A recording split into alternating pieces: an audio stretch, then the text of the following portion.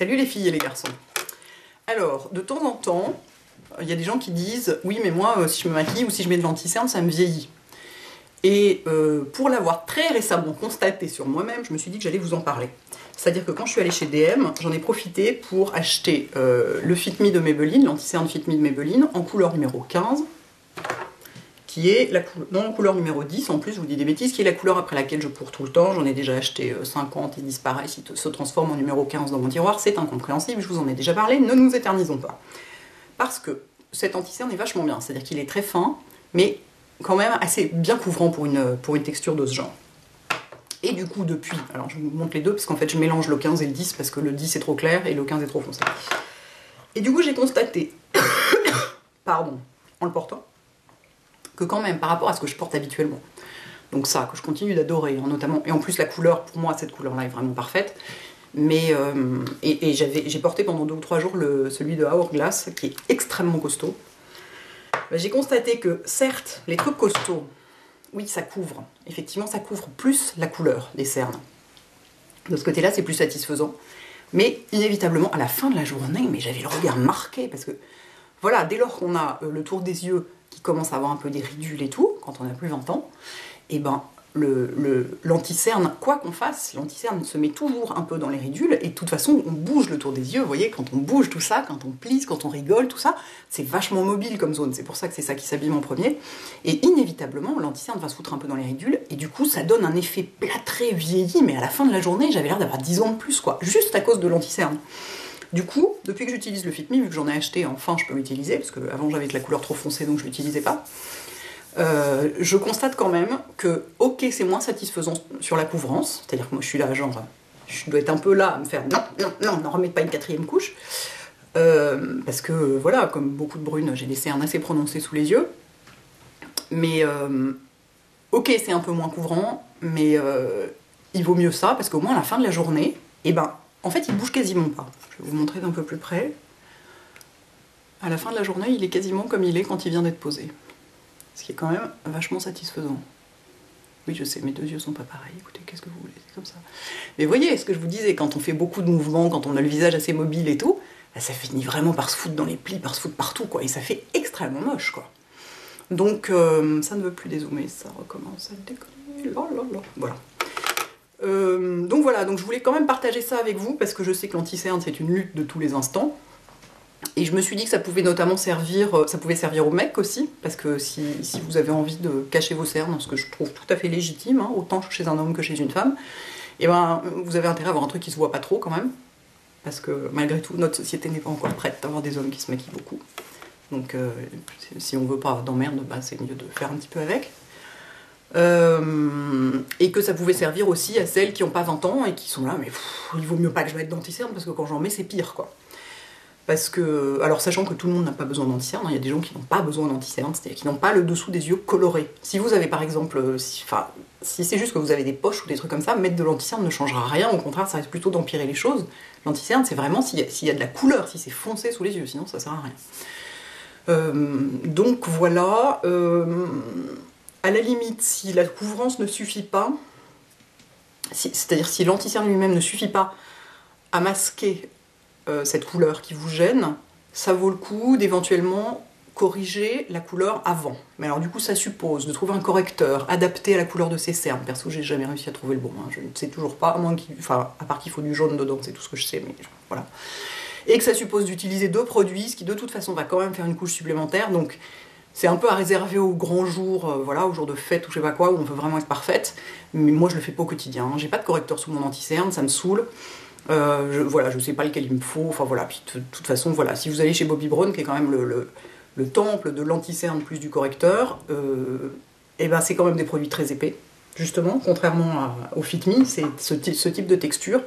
Et je suis désolée, mais ce type de texture, ça file dans les ridules, hein, quoi qu'on fasse. Je vois bien, quand on est maquillé avec du Bobbi Brown, on est obligé de faire ça régulièrement au cours de la journée pour enlever ce qui a foutu le camp dans les plis.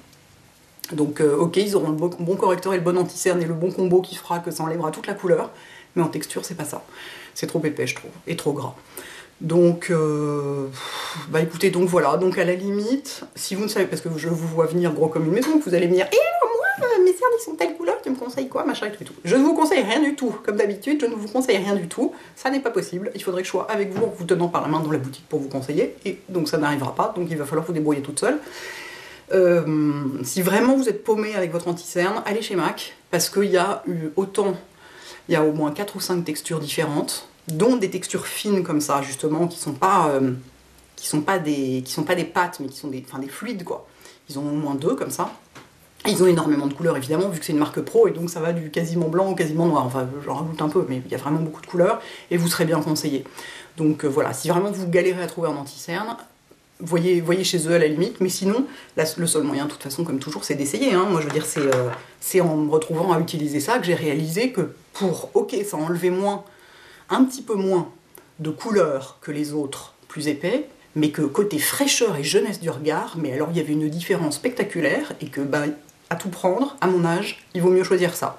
Autant si on a 20 ans, on peut se permettre de couvrir à mort, si ça se voit un peu, c'est pas gênant, etc. Passé 40, faut mieux y aller un peu plus léger, quoi. Enfin, dans mon cas, en tout cas, hein. Après, il y a des peaux qui n'ont pas du tout de ridule, même passé 40 ans, etc., ni autour des yeux, etc. Mais quand on a... C'est pas une question d'âge, en fait, c'est une question d'état de la peau. Quand on a la peau qui est un peu fine, un peu marquée, il faut vraiment mieux avoir une texture un peu plus fine, et abandonner une petite partie de la correction couleur pour avoir un résultat global sur la peau du contour de l'œil plus sympa et plus frais, notamment au bout de plusieurs heures, quoi. Parce que quand on vient de le poser, c'est toujours super joli. Moi, mes trucs hyper épais, là, quand je viens de les poser, c'est magnifique, hein.